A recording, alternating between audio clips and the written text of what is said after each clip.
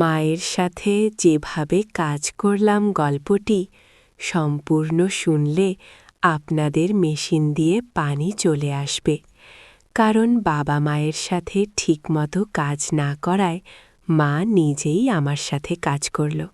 বন্ধুরা, গল্পটি শোনার আগে অবশ্যই আপনারা কানে হেডফোন লাগিয়ে নেবেন এবং হাতের কাজ করার আগে অবশ্যই হাতের কাছে টিস্যু রাখবেন। আমার নাম সন্দীপ। আমি মধ্যপ্রদেশের একটি ছোট শহরে বাস করি। সেখানেই আমি এবং আমার পরিবার থাকি। কোনো অভাব নেই। বাবা প্রচুর উপার্জন করেন এবং আমি কলেজে পড়ি। আজ আমি আপনাদের আমার জীবনে ঘটে যাওয়া একটি আকস্মিক ঘটনার গল্প শোনাতে যাচ্ছি। এটি সেই সময়ের কথা যখন আমি কলেজে পড়তাম এবং তখন ততটা বুদ্ধিমানও ছিলাম না। আমাদের বাড়িতে আমি, আমার মা এবং বাবা থাকে। আমাদের বাড়ি বেশ বড়, যেন কোনো ধনীর বাংলো। বাবা সকালে কাজে চলে যান এবং রাতে দেরি করে বাড়ি ফেরেন। সেই সময় বাড়িতে শুধু আমি এবং মা থাকতাম। আমি কিছুক্ষণ পড়াশোনা করতাম এবং পরে ঘুমিয়ে পড়তাম, কিন্তু মা সবসময় বাবার জন্য অপেক্ষা করতেন। সেই সময় আমি কলেজের শেষ বছরে ছিলাম। এক সকালে যখন আমি কলেজে যাওয়ার প্রস্তুতি নিচ্ছিলাম, তখন আমি মায়ের জোরালো কণ্ঠ শুনতে পেলাম। তিনি বলছিলেন, "তুমি কি করছো? রাত 2টোয় বাড়ি আসো।" আন বলল, "অফিসে কাজ ছিল।" রাত 2টো? কোন অফিসের কাজ চলে? সরাসরি বলো না যে তুমি সেই মেয়ের সাথে ছিলে। মা খুব রেগে গিয়েছিলেন। আমার মা সাধারণত কারোর উপর রাগ করতেন না। তার স্বভাব খুব শান্ত ছিল, কিন্তু আজ কি হয়েছিল জানি না। মা খুব রেগে গিয়েছিলেন। "আমি 2টোয় আসি বা 3টে বাজে, তোমাকে যা চাইছে তা মিলতে হচ্ছে না, পরে চুপ থাকো।" বাবা তীব্র আওয়াজে মাকে বললেন, "কি চাইছে তা মিলছে? টাকা, গহনা এসব ছাড়াও কি কোনো সুখ থাকে? এখন আর কিছু বলো না, কিন্তু এখন আর সহন হচ্ছে না। 3-4 মাস হয়ে গেছে, তুমি আমাকে ছুঁয়েও দেখনি। শেষ, ওই মেয়ের মধ্যে এমন কি আছে যা আমার মধ্যে নেই?" মায়ের আওয়াজ আরও তীব্র হয়ে উঠল। তখন বাবা রেগে বললেন, "বারবার মেয়ে বলো না, নইলে তাহলে কি করবে?" মা উল্টো জবাব দিলেন। সেই সময় বাবার রাগ অনেক বেড়ে গিয়েছিল। তখনই হঠাৎ ধমকের আওয়াজ এলো এবং সঙ্গে সঙ্গেই মায়ের চিৎকারে পুরো ঘর গুঞ্জে উঠল। আমি তৎক্ষণাৎ আমার ঘর থেকে ছুটে তাদের বেডরুমের দিকে গেলাম। যে দৃশ্য আমি দেখলাম তা দেখে আমি হতবাক হয়ে গেলাম। বাবা মাকে বেল্ট দিয়ে মারছিলেন। মা ব্যথায় চিৎকার করছিলেন, কিন্তু বাবা থামার নামই নিচ্ছিলেন না। আমি কিছু না ভেবেই মায়ের উপর ঝাঁপিয়ে পড়লাম, যাতে তাকে বাঁচাতে পারি। কিন্তু বাবা তখনও থামলেন না। যেই আমার উপরেও 2-4টে বেল্টের আঘাত লাগল, বাবা থামলেন এবং তেল মিলিয়ে আমার দিকে রেগে তাকাতে লাগলেন। তারপর বাড়ি থেকে বেরিয়ে গেলেন। পরের দিকে আমি মায়ের দিকে তাকালাম। মায়ের চোখ থেকে অশ্রুধারা বয়ে যাচ্ছিল। আমি মাকে সাপোর্ট দিয়ে উঠিয়ে দিলাম। উঠতে গিয়ে মা কেঁদে উঠলেন। আমি তাকে বিছানায় বসালাম। তখন পর্যন্ত তার হাত ও পিঠে লাল দাগ পড়ে গিয়েছিল। এ দেখে আমার বাবার উপর প্রচণ্ড রাগ উঠল। কোনো মানুষ এত নিষ্ঠুর কি করে হতে পারে? কেউ নিজের স্ত্রীকেও এভাবে মারতে পারে? তখন আমি দ্রুত রান্নাঘরে গেলাম। একটি বাটিতে তেল ও হলুদ মিশিয়ে মায়ের কাছে নিয়ে এলাম। মায়ের পিঠে 2-4টে বেল্টের আঘাতের ব্যথা অনুভব হচ্ছিল। মা ফুপিয়ে ফুপিয়ে কাঁদছিলেন। এরপর আমি মায়ের হাত ও পিঠে তেল হলুদের মিশ্রণ লাগানো শুরু করলাম, যেখানে তাকে মারা হয়েছিল। কিছু জায়গায় হালকা রক্ত বেরোয়েছিল। মিশ্রণ লাগানোর পর আমি বাটি একপাশে রেখে মায়ের পাশে বসে পড়লাম। মা আমাকে দেখে তৎক্ষণাৎ আমাকে জড়িয়ে ধরে কাঁদতে লাগলেন। পরে তিনি আমার গলায় মুখ লুকিয়ে জোরে জোরে কাঁদতে লাগলেন। মায়ের অশ্রুতে আমার কাঁধ ভিজে গেল। আমি তার পিঠে হাত বুলিয়ে তাকে শান্ত করার চেষ্টা করছিলাম। আমরা দুজনে অনেকক্ষণ ধরে এভাবেই একে অপরের বাহুতে ছিলাম। তখনই মায়ের হাত যখন আমার পিঠের দাগগুলো স্পর্শ করল, তীব্র ব্যথার ঢেউ উঠল এবং আমি কেঁদে উঠলাম। মা যেই এটা বুঝতে পারলেন, তিনি তৎক্ষণাৎ আমার থেকে সরে গেলেন। পরে মা আমার শার্ট উপরে তুলে সেই বাটি থেকে তেল হলুদের মিশ্রণ ধীরে ধীরে আমার পিঠে লাগাতে লাগলেন। লাগানোর সময়ও তিনি ফুপিয়ে ফুপিয়ে কাঁদছিলেন। তুই কেন আমার জন্য মাঝখানে এলি? অকারণে তোরও মার খেতে হলো। মা এমন বললেন তখন আমি তাকে বললাম, মা, তোমার জন্য যদি আমার প্রাণ চলে যেত তবুও আমার কোনো দুঃখ হতো না, কিন্তু তিনি তোমাকে মারলেন। যখন আমি এ কথা বললাম তখন মা আমার দিকে তাকিয়ে বললেন, তোকে বলবো কিনা ভাবছি, ছেড়ে দে, এখন তোকে এসব জানা উচিত।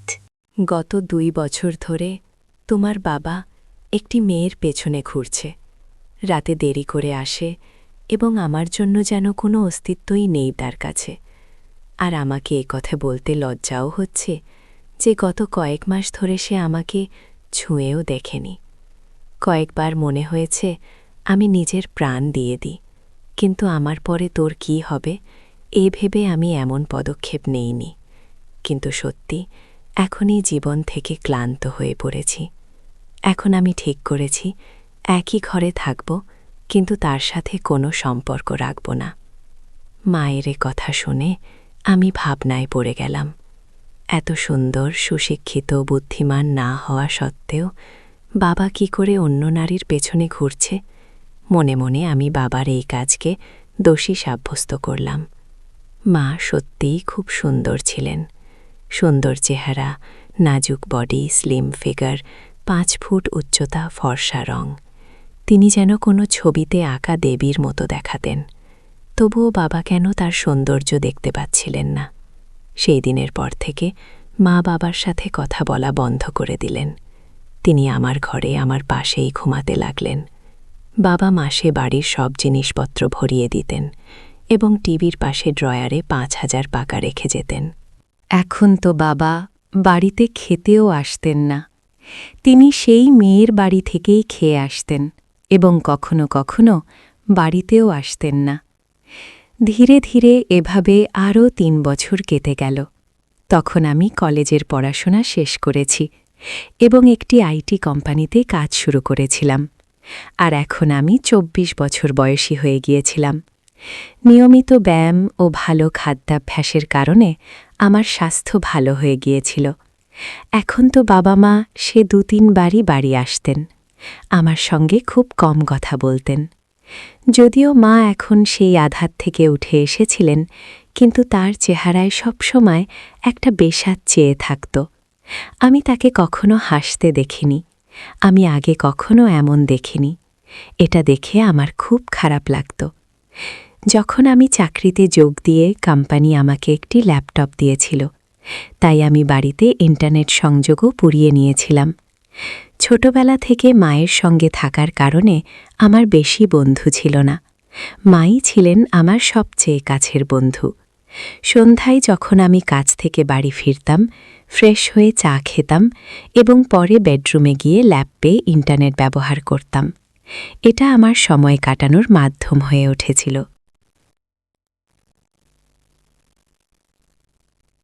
সেই বয়সের কারণে আমি ইন্টারনেটে বিভিন্ন ধরনের সিনেমা দেখতাম, কিন্তু আমার সবচেয়ে বেশি পছন্দ হতে শুরু করেছিল মা এবং ছেলের মধ্যে সম্পর্ক নিয়ে সিনেমা।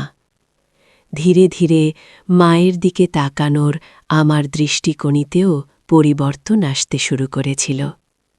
একদিন সোমবার ছিল, রাত প্রায় 9টা বাজে। হঠাৎ বাবা বাড়ি এলেন। আমাদের বাড়ি মায়ের নামে ছিল। বাবা মাকে বলতে লাগলেন যে বাড়ি তার নামে করে দিতে। তখন মা অস্বীকার করলে বাবা তাকে খুব বকাঝকা করতে লাগলেন। মা চুপচাপ শুনতে থাকলেন। এমন সময়ে বাবা মায়ের গালে এক চড় মারলেন। এ দেখে আমার রক্ত গরম হয়ে উঠল। বাবা দ্বিতীয় চড় মারতে যাচ্ছিলেন, তখনই আমি তার হাত ধরে ফেললাম এবং বললাম, বাবা, এখন যথেষ্ট হয়েছে। এই তামাশা অনেক হয়েছে, এখন আর সহ্য করা যায় না। আজ থেকে এই বাড়িতে পা রাখলে এর পরিণাম ভালো হবে না। আগে এরপর মাও রেগে বাবাকে খুব বকলেন। বাবা মায়ের জোরে বকুনিতে হঠাৎ থেমে গেলেন এবং আমার শক্তিশালী শরীর দেখে সেখান থেকে চলে গেলেন। পরে আমি দরজা বন্ধ করে মায়ের কাছে গেলাম। মা আমাকে চোখে অস্ত্র নিয়ে দেখলেন এবং দৌড়ে এসে আমাকে জড়িয়ে ধরে ফুপিয়ে ফুপিয়ে কাঁদতে লাগলেন। আমিও মায়ের কোমর শক্ত করে ধরে তাকে আমার বাহুতে জড়িয়ে নিলাম। মা হেক্কা নিচ্ছিলেন এবং বলছিলেন, ঠিক আছে বেটা, এই মানুষের এই অসীম, আজকের পর যদি সে বাড়িতে আর না আসে তাহলেই ভালো। মা বললেন এখনই বাড়িতে তার আসার সাহস হবে না, আর যদি আসেও আমি তাকে ছাড়ব না। গিয়ে আমি বিষয়টা নিয়ে রেগে মাকে বললাম।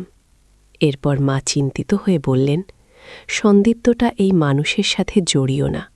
যদি তোমার কিছু হয়ে যায় আমি কার ওপর ভরসা করব? তখন আমি আবেগে বললাম, তুমি চিন্তা করো না মা, সেই সময় আমার কাছে চাকরি ছিল না, তাই আমরা বাধ্য ছিলাম। কিন্তু এখন আমার কাছে ভালো চাকরি আছে। তুমি চিন্তা করো না, আমি তোমাকে কিছু হতে দেব না। গিয়ে আমি মাকে আশ্বস্ত করে বললাম। একদিন দুপুরে আমি কাজ থেকে বাড়ি ফিরলাম। যেমনি আমি আমার চাবি দিয়ে দরজা খুলে ভেতরে এলাম, তখনই আমি একটি অদ্ভুত শব্দ শুনলাম। আমি বেডরুমের দরজার কাছে গিয়ে দেখলাম দরজা ভেতর থেকে বন্ধ ছিল। আমি দরজার ছিদ্র দিয়ে ভেতরে তাকিয়ে দেখলাম যে মা ভেতরে কারো সাথে ছিলেন। যে দৃশ্য আমি দেখলাম তাতে আমি হতবাক হয়ে গেলাম।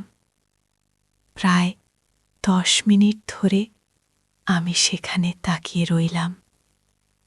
হঠাৎ মা অজ্ঞান হয়ে মেঝেতে পড়ে গেলেন। বাড়ির বারান্দার দরজা খুলে আমি বাইরে গেলাম। এরপর আমি জোরে বললাম, মা, আমি চলে এসেছি, তুমি কোথায়? বলেই আমি হাতে ধরা ব্যাগ সোফায় রেখে জুতোর খিতা খুলতে লাগলাম। কিছুক্ষণ পর মা বেডরুমের দরজা খুলে বেরিয়ে এলেন। আমাকে দেখে তার মুখে ঘাবড়ে যাওয়া এবং আশ্চর্যের ভাব ছিল। আমি দ্রুত জুতো খুলে বেডরুমে ঢুকে গেলাম। টেবিলে আমি কলার একটি প্লেট দেখলাম। আমি একটি কলা নিয়ে খেতে লাগলাম। মা আমার পিছে পিছে এলেন। আমি ঠিক তখন কলা খেতে যাচ্ছিলাম। মা কিছু বলতে যাচ্ছিলেন, কিন্তু আমি আগেই কলা মুখে পুরে ফেললাম। মা অবাক হয়ে আমার দিকে তাকানোর সুযোগ পেলেন, আর আমি শান্তিতে কলা খাচ্ছিলাম। কলাটা একটু কাঁচা ছিল, তাই পুরোপুরি মিষ্টি নয়। মা কলা খুব ভালো আছে।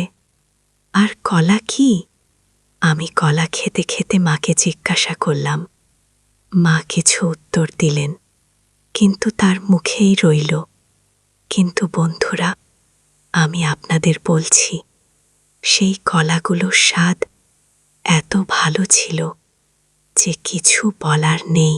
কলা খাওয়ার পর আমি বাথরুমে গিয়ে ফ্রেশ হয়ে এলাম এবং তারপর ঘরে গিয়ে ল্যাপটপ খুললাম। তারপর আমি একটি রোম্যান্টিক মুভি দেখতে লাগলাম। রাতের খাবারের পর আমি বেডরুমে ঘুমাতে গেলাম।